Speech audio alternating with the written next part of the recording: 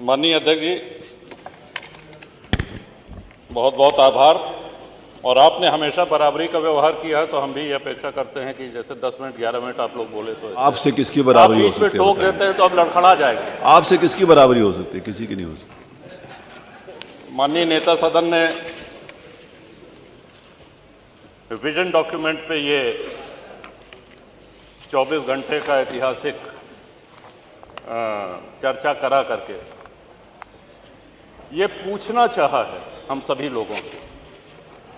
माननीय प्रधानमंत्री मोदी जी का एक सपना है कि 2047 में जब हमारा देश अपनी आज़ादी के 100 वर्ष पूरे कर रहा हो तो हमारा देश कैसा दिखना चाहिए, हमारा देश कैसा होना चाहिए, इस विषय में उत्तर प्रदेश विधानसभा के माननीय सदस्यों की क्या राय है, क्या सलाह है।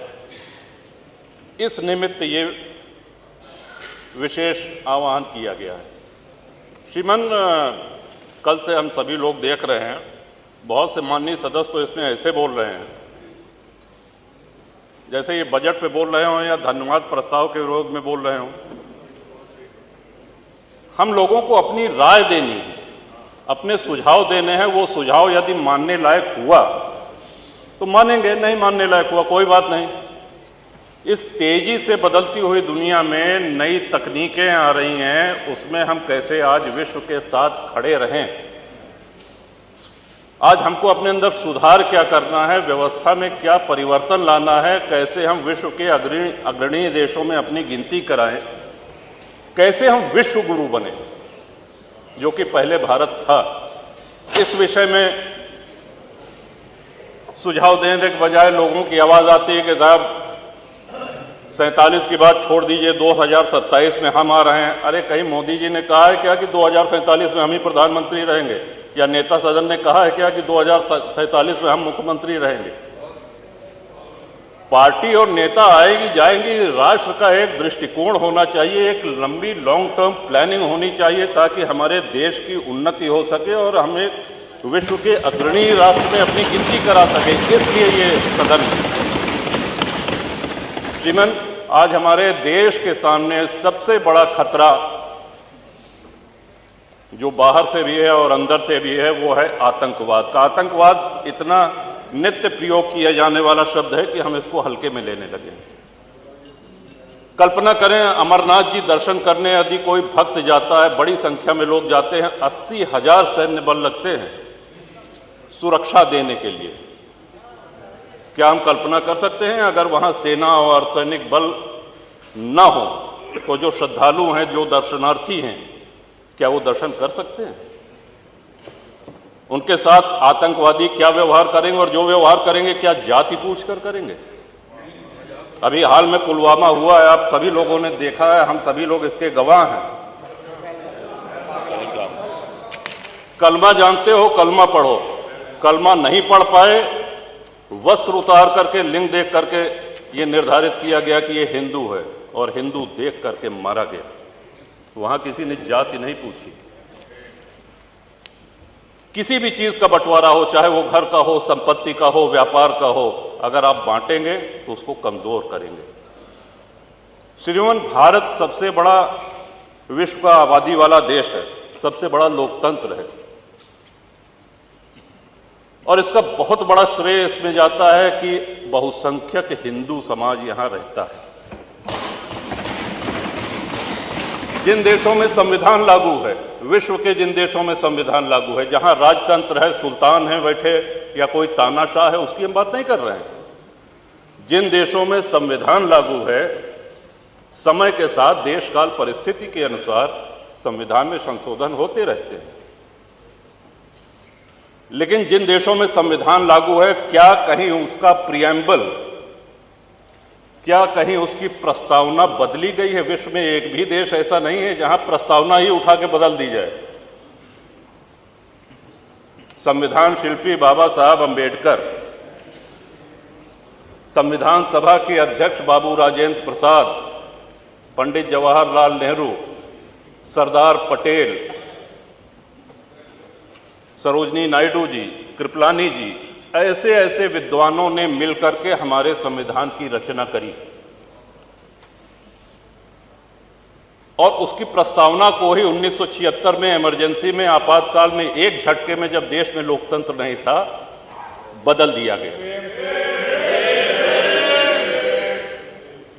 इवन बाबा साहब अंबेडकर उस वैद्य की तरह हैं जो एक बहुत बड़ा वैद्य कोई औषधि दे।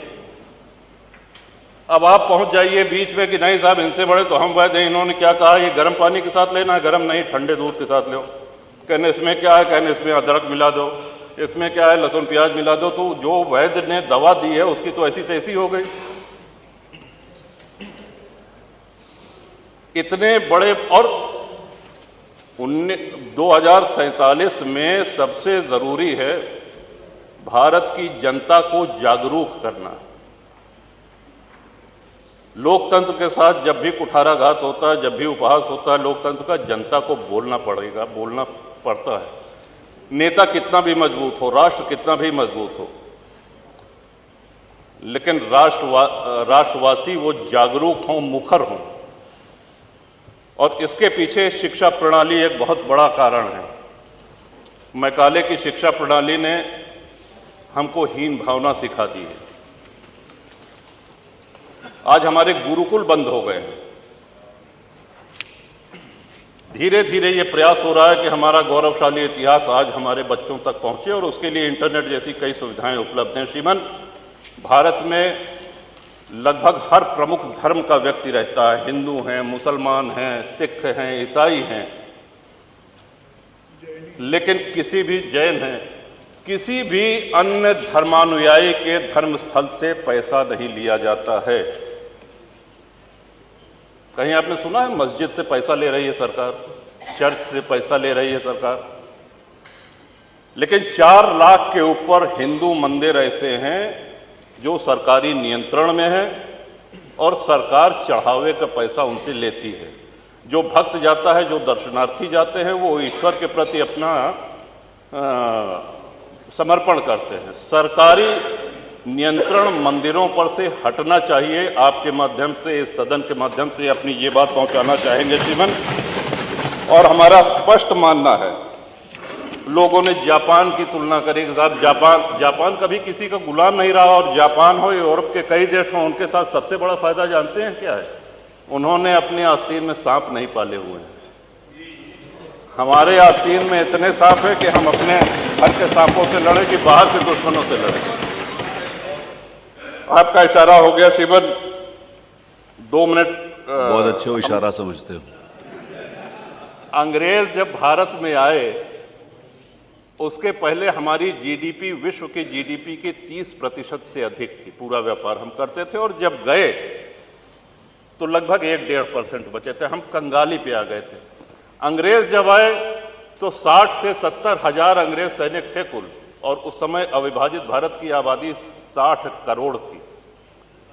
1857 की गदर के बाद, स्वतंत्रता संग्राम के बाद, वो संख्या अंग्रेज सिपाहियों की 80,000 से 1 लाख हो गई। आप कल्पना करें, 60 करोड़ लोगों पर 1 लाख अंग्रेज सैनिक हुकूमत करते रहे, हमारा खून चूसते रहे। क्यों? क्योंकि हम मौन रहे, हम निष्क्रिय रहे।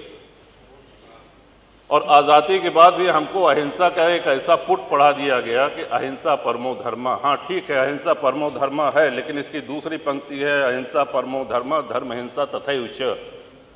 इन्हीं शब्दों के साथ आपका आभार व्यक्त करते हैं श्रीमन। और कुंभ की चर्चा आई तो कुंभ में मैंने प्रवास किया श्रीमन। देश विदेश में कुंभ की चर्चा हुई, प्रशंसा हुई, और एक छोटे से छोटे सफाई कर्मी से लेकर के बड़े से बड़े अधिकारी ने अपनी पूरी ऊर्जा लगा दी।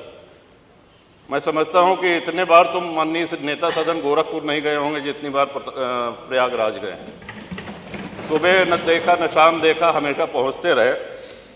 और अद्भुत व्यवस्था, 60 करोड़ के ऊपर श्रद्धालुओं ने पतित पावनी मां गंगा में स्नान किया।